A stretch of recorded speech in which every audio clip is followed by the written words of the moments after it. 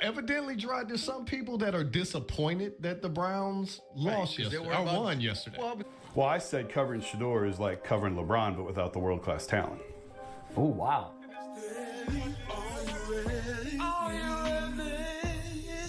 What's going on? Good. And I want to drive home the point that Shedeur Sanders is facing and up against the highest degree of difficulty in the National Football League at quarterback. 100%. Everything's a headline. Everything's a story. Yeah. Everything gets blown out of proportion. Everybody has to talk about him. All his teammates have to talk. The coaches ask about him constantly. It is a drain on the organization. So after yesterday's win over the Pittsburgh Steelers, everyone's talking about Shedeur Sanders and whether he did enough to lock in his spot with the Cleveland Browns for 2026. And honestly, that chatter makes sense. People always think the grass is greener elsewhere, especially when a team's near the top of the draft board.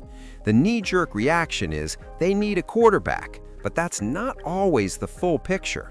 Take the Browns, for example. They've got a ton of gaps that need addressing before they're really competitive. The defense stood up, everything looked great. And I also had said, because we were talking like, are they going to draft a quarterback? And I said, it's kind of in Shedeur's hands. If he goes out there and wins, he knocks them down to, I had supposed at the time, 5th or 6th. I didn't anticipate some other things happening. As they sit today, they're 6th. I do believe they'll lose to Cincinnati. They may move up to 5th. But I don't think that's a good enough spot to take a guy. I think after Mendoza is gone, and the kid from Oregon, I think after those two are gone, it's kind of like last year. You got a whole bunch of dudes, and I don't think any of them are the long-term solution. So I think what we have going into 2026 is a Shedeur, Deshaun Watson training camp quarterback duo. And I mean, who couldn't love that for your 2026 bingo card? You got drama for the whole damn year. So I think he did enough. Every first down play had a penalty involved with it. Start, holding, and then it's one of first them. and 15. And we already know they're not overcoming that. No. And I don't care if you have Joe Montana, Tom Brady, Drew Brees, Peyton Manning back there. With that cast of characters, you're not overcoming that. So that's the part why I don't get, once again, why people don't put that into their equation of evaluating this quarterback situation and this offense in its entirety and telling me that you don't need an entire makeshift resell, redo, revision of this offense in a way in which players and personnel are brought in to help the cause. I believe beyond quarterback. Yeah, I believe a lot of folks believe the grass is green. And yeah, I'm totally on board with that, 100%. I don't think Shedeur Sanders is getting nearly enough credit for stepping up and handling his business. Once again, he outperformed a top-tier quarterback. Last week, it was Josh Allen. This week, Aaron Rodgers, under the same tough conditions. And let's be real, the other team straight up had the stronger roster. So not only is he battling bad weather, he's doing it while playing with a team that's objectively at a disadvantage.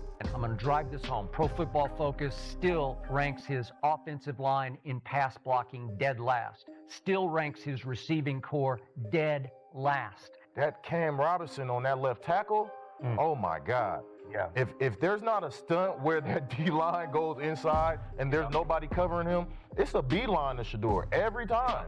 It's like he's not even there. And I literally feel like I could play better left tackle than him at this point. You give me a helmet and some shoulder pads, and I'm at least chop the D in or do something to slow him down. Right now, they're not even getting slowed down, and it's crazy. Yeah. Every great quarterback has a safety blanket and a good tight end. Whether it's Brady and Gronk, Mahomes and Kelsey, and the list goes on, right?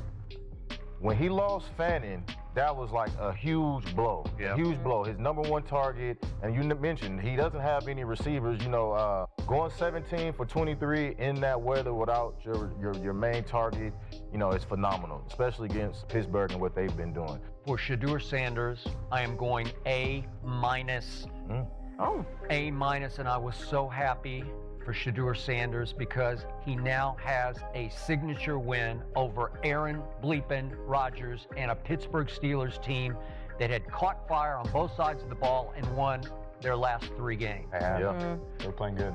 And I want to drive home the point that Shedeur Sanders is facing and up against the highest degree of difficulty in the National Football League at quarterback. 100%.